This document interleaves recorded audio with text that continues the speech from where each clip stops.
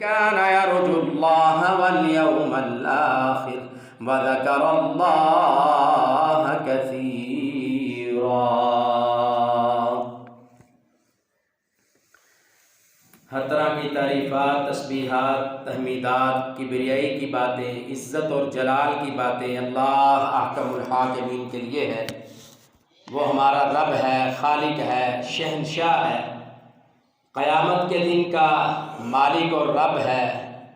درود و سلام سید الانبیاء، امام الانبیاء، سرور کونین، احمد مجتبیٰ، سید الاولین والآخرین، خاتم النبیین، جناب محمد الرسول اللہ صلی اللہ علیہ وسلم کی ذات گرامی پر ہے۔ اللہ رب العزت نے جناب رسول اللہ صلی اللہ علیہ وسلم کو ہم انسانوں کی رشد و ہدایت کے لیے مبعوث فرمایا ہے۔ یقیناً وہ شخص بڑا ہی کامیاب ہے، کامران ہے۔ اس کے نصیب کے کیا کہنے جس نے اپنی اس مختصر زندگی کو آخرت کے لیے قربان کیا۔ یہ زندگی بھی اس کی بڑی قیمتی اور کامیاب ہوگی، اور آخرت کی نہ ختم ہونے والی خالداً ہمیشگی والی زندگی، وہ بھی اللہ اسی کی کامیاب کرے گی۔ سامعین محترم، صحیح سیرت الرسول صلی اللہ علیہ وسلم کو ہم سماعت فرما رہے ہیں۔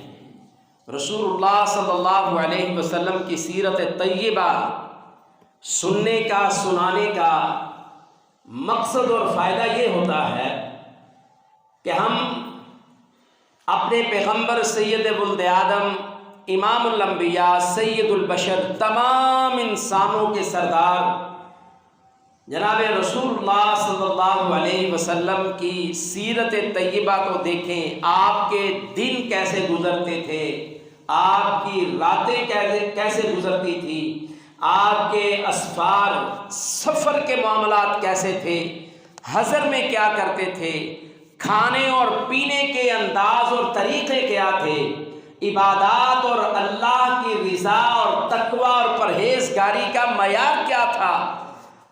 اس لیے رسول اللہ صلی اللہ علیہ وسلم کی سیرت طیبہ کو سنا جاتا ہے، سنایا جاتا ہے، تاکہ اس سے ہم اپنے دلوں کو نور بخشیں اور رسول اللہ صلی اللہ علیہ وسلم کی سیرت طیبہ سے اپنے لیے سبق سیکھیں۔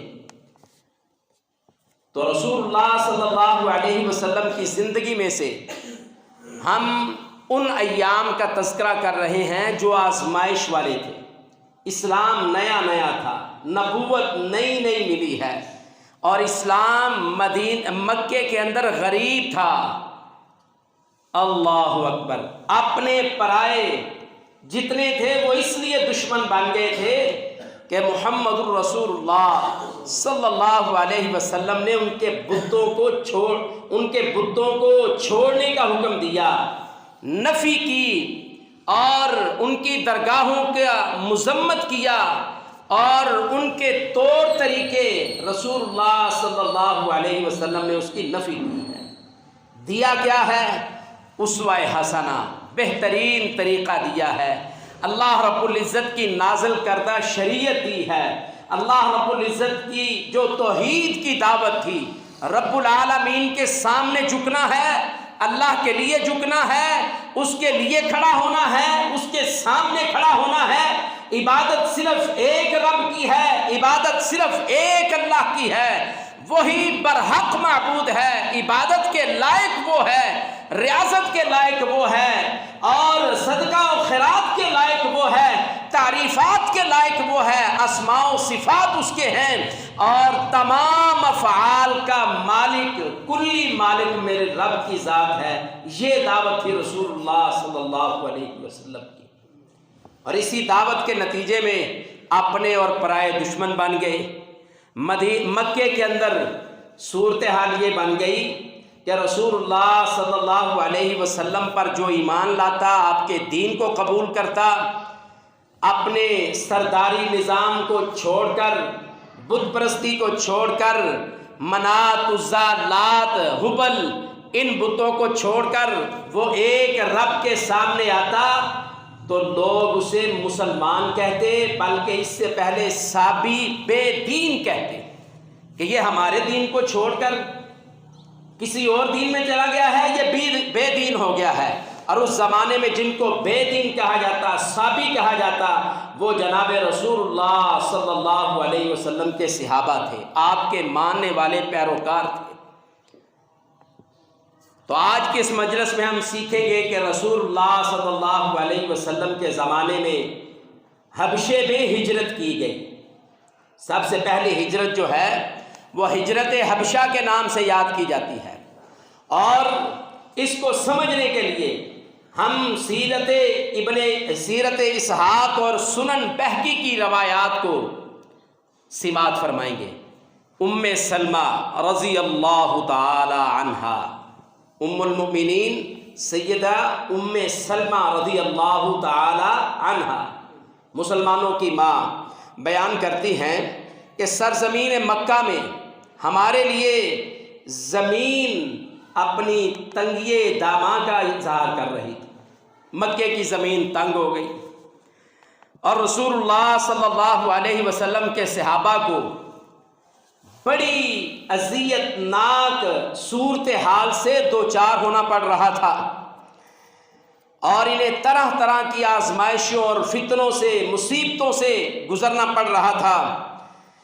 تو رسول اللہ صلی اللہ علیہ وسلم کی اس وقت استطاعت یہ نہیں تھی کہ اپنے صحابہ کے لیے، اپنے صحابہ کا دفاع کر سکیں، اور اس وقت کے کافروں اور مشرکوں سے، دشمنوں سے لڑ سکیں۔ تو رسول اللہ صلی اللہ علیہ وسلم خود اپنے چچا کی حفاظت میں تھے اور اپنی قوم کی حفاظت میں تھے۔ یہ مناظر اپنے ذہن میں رکھیں۔ تو رسول اللہ صلی اللہ علیہ وسلم نے ان ظالموں اور کافروں اور مشرکوں کی دست درازیوں اور مظالم سے بچانے کے لیے اپنے صحابہ کو یہ مشورہ دیا کہ آپ ایسے کریں، آپ یہاں سے مکہ سے ہجرت کر کے حبشہ میں چلا جائیں۔ اور حبشہ کے بارے میں یہ بات رسول اللہ صلی اللہ علیہ وسلم نے اپنے صحابہ سے کہا ان بِأَرْضِ الْحَبَشَةِ مَلِكًا لَا يُظْلَمُ أَحَدٌ عِنْدَهُ فَالْحَقُوا بِبِلَادِهِ حَتَّى يَجْعَلَ اللَّهُ لَكُمْ فَرَجًا وَمَخْرَجًا۔ رسول اللہ صلی اللہ علیہ وسلم نے اپنے صحابہ سے مخاطب ہو کر یہ بات کہا ہے میرے ساتھیو، سرزمین حبشہ میں چلے جاؤ، اور ساتھ وہاں کی خوبی بیان کی۔ کہا وہاں کا جو بادشاہ ہے، مالکن، وہاں کا جو بادشاہ ہے، مالک ہے، کہا وہ بڑا نیک سیرت آدمی ہے، بڑا نیک سیرت آدمی ہے۔ فرمایا وہاں تم پر کوئی ستم ظریفی تم پر نہیں کرے گا، تم پر ستم کوئی نہیں ڈائے گا، حبشہ میں چلے جاؤ۔ اور ساتھ رسول اللہ صلی اللہ علیہ وسلم نے فرمایا وہاں تم پر ستم رانی کرنے کی کوئی جرت نہیں کرے گا، اور کہا اس علاقے میں اس وقت تک آپ نے ٹھہرنا ہے۔ رسول اللہ صلی اللہ علیہ وسلم اپنے صحابہ کو یہ گائیڈ لائن دے رہے ہیں، ان کو حوصلہ دے رہے ہیں۔ کہا آپ نے وہاں اس وقت تک ٹھہرنا ہے جب تک حتی یجعل اللہ لکم فرجا ومخرجا، اللہ تعالی جب تک تمہارے لیے وہاں سے کشادگی کی راہیں ہموار نہیں کر دیتے، تمہاری عزت اور جلال اور احترام کے ساتھ وہاں سے نکلنے کا تمہارا انتظام نہیں ہو جاتا، تب تک آپ نے حبشہ میں رہنا۔ یہ رسول اللہ صلی اللہ علیہ وسلم نے اپنے صحابہ کو کہا ہے۔ ان ساری باتوں کو اپنے ذہن میں، اپنے دل دماغ میں حصہ جگہ دیجیے اور سوچئے کہ کیسا منظر تھا۔ جو بھی مسلمان ہوتا وہ کہتا کیا تھا؟ کسی سے لڑتا نہیں تھا، کسی کی زمین پر قبضہ نہیں کرتا تھا، کسی کے کاروبار کو قبضے میں نہیں لیتا تھا، کسی کے ریوڑ جانور، بکریاں اور گائے اور اونٹ اپنے قبضے میں نہیں لیتا تھا، بلکہ وہ یہ کہتا تھا اشہد ان لا الہ الا اللہ میں گواہی دیتا ہوں کہ عبادت کے لائق صرف اور صرف اگر کوئی ہے تو ایک اللہ ہے، وحدہ لا شریک لہ، وہ اکیلا ہے اپنی ذات میں، اپنی عبادت میں اس کے ساتھ کسی دوسرے کو شریک نہیں ٹھہراؤں گا، کسی بت کو نہیں پوجوں گا، اس کے مقابلے میں کسی کو بھی نہیں لاؤں گا۔ یہ دعوت تھی، یہ اعلان کرتا تو اس کو مکے میں رہنا مشکل ہو جاتا۔ ہم نے پچھلے خطبات میں یہ سنا ہے بلال حبشی رضی اللہ تعالیٰ عنہ پر ظلم کس انداز سے کیے جاتے، آل یاسر پر ظلم کس انداز سے کیے جاتے، حضرت خباب بن ارت رضی اللہ تعالیٰ عنہ پر ظلم کس انداز سے کیا جاتا۔ لوگ اس وجہ سے قرض واپس نہ کرتے، مال قبضے میں لے لیتے کہ تم مسلمان ہو گئے ہو، ہمارے دین سے باہر نکل گئے ہو، اب دوبارہ اس دین کو چھوڑ دو، محمد کریم علیہ السلام کی دعوت کو اور آپ کے دین کو چھوڑ دو، آپ کا مال واپس دے دیں۔ یہ ہم پچھلے خطبات میں سماعت فرما چکے۔ اب منظر یہ بن چکا ہے کہ مکے میں رہنا بھی مشکل ہے، کہا ہجرت کر دو اور حبشہ میں چلے جاؤ۔ رسول اللہ صلی اللہ علیہ وسلم نے اپنے صحابہ کو حوصلہ دیا، وہاں کا بادشاہ نیک سیرت آدمی ہے، تم پر وہاں ظلم اور زیادتی نہیں کی جائے گی، تم پر کوئی دوسرا بھی ظلم نہیں کرے گا، اور کہا اس وقت تک وہاں ہی ٹھہرنا ہے جب تک میرا رب تمہارے لیے وہاں سے نکلنے کا راستہ ہموار نہ کر دے اور عزت کے ساتھ وہاں نکلنے کا انتظام نہ فرما دے، تب تک آپ نے وہاں حبشے میں رہنا ہے۔ رسول اللہ صلی اللہ علیہ وسلم کے صحابی قریباً 10 آدمیوں پر مشتمل وہ ایک قافلہ حبشے میں چلا گیا۔ اب یہ صحابہ اپنی رسول اللہ صلی اللہ علیہ وسلم کی اطاعت میں تھے، فرما برداری میں تھے، مکے کو چھوڑ کر حبشے میں چلے گئے، اور مکے میں کیا تھا؟ ان کے گھر تھے، کاروبار تھے، سواریاں تھیں، زمینیں تھیں، کھیتی باڑی تھی، رشتہ دار تھے، سسرال تھے، وہاں میکے تھے، سب کچھ تھا، وہاں ایک پہچان تھی، قوم تھا، قبیلہ تھا۔ یہ سب اس لیے چھوڑ دیا کہ اللہ کے رسول صلی اللہ علیہ وسلم نے اس ظلم والی جگہ سے، مظلومیت میں زندگی گزارنے سے یہاں سے ہجرت کرنے کا حکم دے دیا۔ اب وہاں چلے گئے، اللہ اکبر۔ اب رسول اللہ صلی اللہ علیہ وسلم کے صحابہ وہاں گئے ہوئے کچھ وقت گزرا، مکے میں شور پڑ گیا، اور یہاں سے جو بھی مسلمان ہوتا ہے اب ہمارے ہاتھ میں نہیں آتا، وہ اپنا راستہ لیتا ہے اور سیدھا حبشہ میں چلا جاتا ہے۔ کچھ عرصے میں مکے میں یہ شور شرابہ شروع ہو گیا کہ جو بھی یہاں سے جاتا ہے وہ مکے سے نکل کر حبشہ میں چلا جاتا ہے۔ مکے کے سرداروں اور قریش نے اب یہ آپس میں مجلس کی، میٹنگ کی، پروگرام بنایا اور کہا یہاں سے ہم ایک وفد کو بھیجتے ہیں اور اس کو ہم حبشہ میں جو نجاشی وہاں کا بادشاہ ہے، وہاں کا جو حاکم ہے، اس کے پاس بھیجتے ہیں اور اس سے جا کے التجا کرتے ہیں کہ کچھ ہمارے لوگ یہ بے وقوف ہیں، یہ اپنے دین کو چھوڑ چکے ہیں، تیرے دین کو بھی نہیں مانتے، تیرے دین کو بھی نہیں مانتے، ہمارے دین کو بھی چھوڑ چکے ہیں، اور یہ یہاں سے تیرے پاس آ کے پناہ لیے ہوئے ہیں، تو ایسے کرو، یہ بے وقوف تھے، ان کو ہمارے ملک میں، سرزمین میں، مکہ میں واپس بھیج دو۔ اس کام کے لیے ایک وفد تیار کیا، اور وہ وفد 2 افراد پر مشتمل تھا، اور وہ 2 افراد کون تھے؟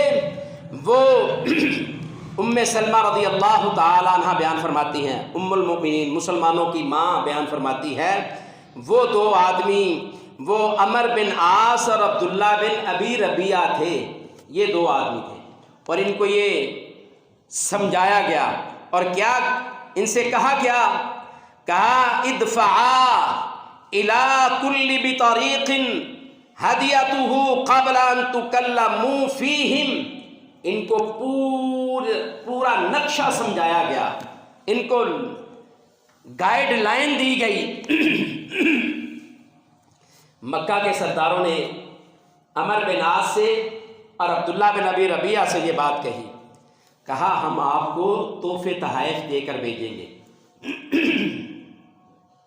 آپ نے وہ تحفے تحائف کسی سے بھی بات کرنے سے پہلے بادشاہ سے بات کرنے سے پہلے، اس کے وزراء سے بات کرنے سے پہلے، آپ نے جب وزراء سے ملنا ہے، مشیروں سے، وزیروں سے ملنا ہے بادشاہ کے، ان کو پہلے تحفے تحائف دینے ہیں۔ ادفعا الی کل بطریق ہدیہ، ہر کسی کو ملنے سے پہلے اس کو تحفہ دینا ہے۔ مکے سے 7 تحفے تحائف گفٹ لے کر گئے اور ساتھ نصیحت کی، قبل ان تکلموا فیہم، جن کے بارے میں جا کے تم نے بات کرنی ہے نا، بات کرنے سے پہلے یہ گفٹ اور تحائف اور تحفے یہ ان کو پہلے دے دینے، تاکہ وہ تمہاری بات بڑے اچھے طریقے سے سن سکے، تمہارا ساتھ دے سکے۔ یہ وہی نظام ہے۔ 1444 سال لگ بھگ اس سے پہلے کی یہ بات ہے، مکے کی بات ہے۔ جو اس وقت کے کافروں کا نظام تھا، آج کے کافروں کی بھی صورتحال یہی ہے۔ وہ مسلمانوں پر دباؤ ڈالے، مسلمانوں میں سے وہ لوگوں کو خرید کر ان کے اندر غداروں کو پیدا کرے تو ان کو مال دیتے ہیں، تحفہ تحائف دیتے ہیں، اور ان کو اپنے ملکوں کے ویزے دیتے ہیں، ان کو ریڈ پاسپورٹ جاری کرتے ہیں، تاکہ یہ اچھے طریقے سے ہماری غلامی کر سکے اور مسلمانوں کی کمر میں چھرا کھونپ سکے، یہ اچھے طریقے سے ہمارا ساتھ دے۔ مسلمانوں میں ان کی شکلوں جیسے، ان کے عملوں جیسے، ان کے اندر ہی غدار پیدا کرو، تاکہ وہاں ہماری بھی کوئی بات کرنے والا ہو نا، ہمارا بھی ساتھ دینے والا۔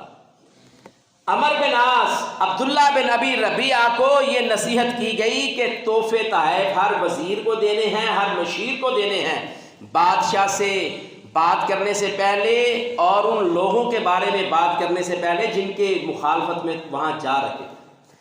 اللہ اکبر۔ اب یہ دونوں شخص، عمر بن عاص، عبداللہ بن ابی ربیعہ، یہ دونوں حبشہ میں چلے جاتے ہیں۔ وہاں جا کر یہ ہر وزیر کو ملتے ہیں، ہر مشیر کو ملتے ہیں۔ انا قدمنا علی ھذا الملک فی سفہاء من سفہائنا فارقوا اقواہم فی دینہم ولم يدخلوا فی دینکم۔ ہر درباری سے یہ بات کرتے ہیں، اسے گفٹ دیتے ہیں، اسے کہتے ہیں یہاں ہمارے آنے کا مقصد پتہ کیا ہے؟ ہمارا مقصد یہ ہے کہ ہماری قوم میں سے چند کم عقل لوگ، بیوقوف لوگ، وہ ہمارے دین کو بھی چھوڑ چکے ہیں اور وہ وہاں سے آپ کے ملک میں آ گئے ہیں، اور آپ کے بادشاہ کے دین کو بھی انہوں نے قبول نہیں کیا۔ شکایت دیکھو کس انداز سے لگا رہے ہیں، اور ان کو گفٹ دے کر، تحفے تحائف دے کر ان سے اپنی مرضی کی بات کہلوانا چاہتے ہیں۔